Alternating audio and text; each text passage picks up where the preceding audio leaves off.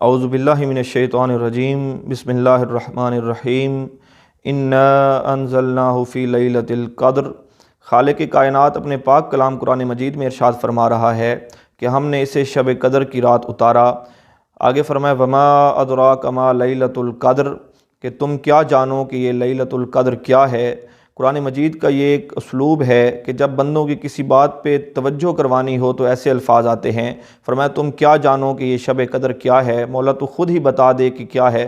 فرمایا لیلۃ القدر خیر من الف شہر، فرمایا یہ وہ رات ہے جو 1000 مہینوں سے بھی بہتر ہے۔ اس میں ہوتا کیا ہے؟ فرمایا تنزل الملائکۃ والروح فیہا باذن ربہم من کل امر، فرمایا اس میں فرشتے اور جبریل امین رب کے حکم سے اترتے ہیں ہر خیر کے کام کے لیے۔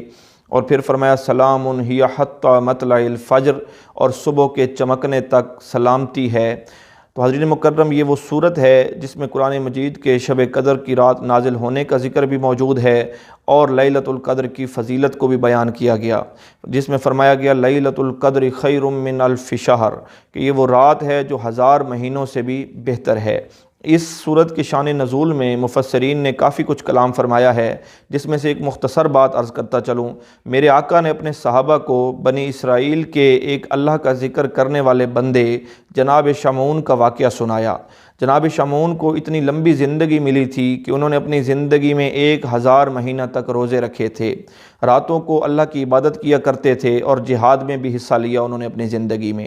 تو جب میرے آقا کے صحابہ نے ان کا وہ واقعہ سنا کہ ان کو اتنی زندگی عطا ہوئی کہ 1000 مہینہ روزے رکھنے کے لیے انہیں مل گئے، تو صحابہ کرام کے دل میں یہ خواہش پیدا ہوئی اور ان کا دل اس خواہش میں آیا کہ کاش ہمیں بھی اتنی لمبی زندگی ملتی کہ ہم بھی اتنا وقت عبادت میں گزار سکتے۔ اور بعض مفسرین نے لکھا کہ صحابہ کا دل پریشان ہوا اس بات پہ کہ کاش ہمیں بھی اتنی لمبی زندگی ملتی اور ہم بھی اتنی عبادت کر سکتے۔ تو ان کی یہ حالت دیکھ کر میرے آقا کے قلب اطہر پہ بھی پریشانی ہوئی، اور پھر یہ کب ہو سکتا ہے کہ مصطفیٰ کریم کا دل پریشان ہو اور رب اس دل کی راحت کے لیے عطا نہ فرمائے۔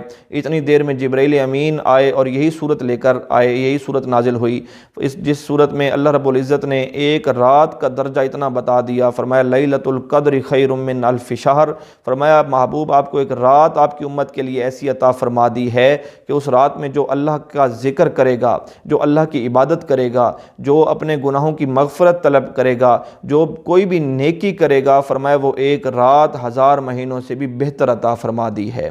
کیونکہ 1000 مہینہ یہ اگر دیکھا جائے تو تقریباً 83 سال 83 ایئرز اور 4 ماہ بنتے ہیں۔ تو اب اتنی زندگی تو آج کل موجود نہیں کہ ہم اتنی لمبے عرصے تک روزے رکھ سکیں، اتنا لمبا عرصے تک کوئی جیے اور رب کی عبادت کرے۔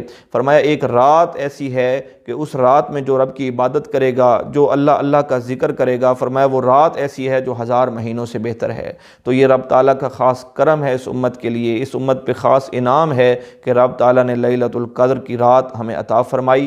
دعا ہے اللہ رب العزت ہمیں اس رات میں اللہ کا ذکر کرنے کی، اللہ رب العزت کی بارگاہ میں سجدہ ریز ہو کے رب کو راضی کرنے کی اور اپنی گناہوں کی مغفرت طلب کرنے کی توفیق عطا فرمائے۔